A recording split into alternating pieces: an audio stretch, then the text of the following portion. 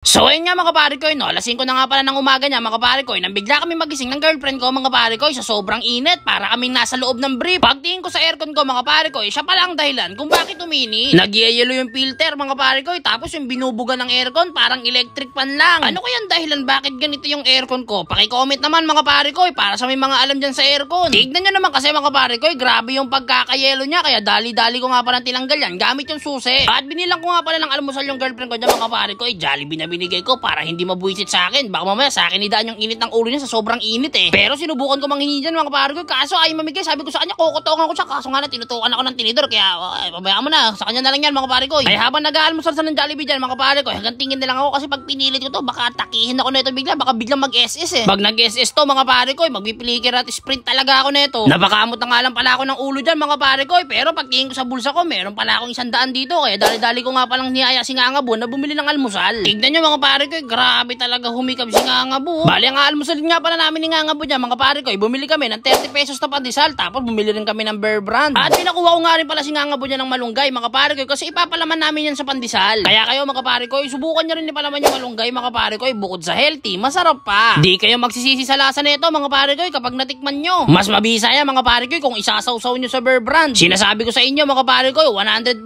na mabisa yan. Grabe mga pare ko, napakasarap talaga magkape sa umaga, napakatahimik, yung maririnig mo talaga agad yung yung tweet tweet tweet tweet, mga tweet tweet agad ang ibon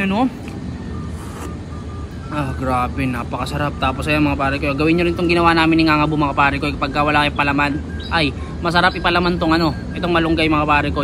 Bukod sa healthy na, napakasarap pa, lalo isasaw mo pa sa may gatas. Sarap ng kombinasyon pare ko. Mga 5:30 ng maaga mga pare ko, napakasarap talaga pag masdan ang mundo Pero pagputok ng alas 7, ay ayan na yung mga tismosa, ang iingay na. Kaya pagigising kayo ng maaga mga pare ko, kung gusto nyo makarinig ng mga huni ng ibon sa katahimik, presyong hangin, 5:30 o alas 6 ka gumising. Pag alas 7 na ay puro na yun, puro tismosa na. Yan sarap pare. Solid pare ko. Hoy Ngangabo, kaya mo ba itong isalpak ng tatlong na to?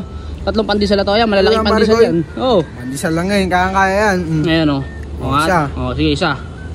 Wow. Uy, binasic lang, parang parang 5 pa ata kasi yan, basic lang Ayun si Ngangabo, chill mode.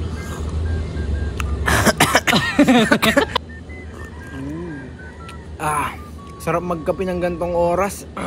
So ayun mga pare ko, hanggang dito na lang to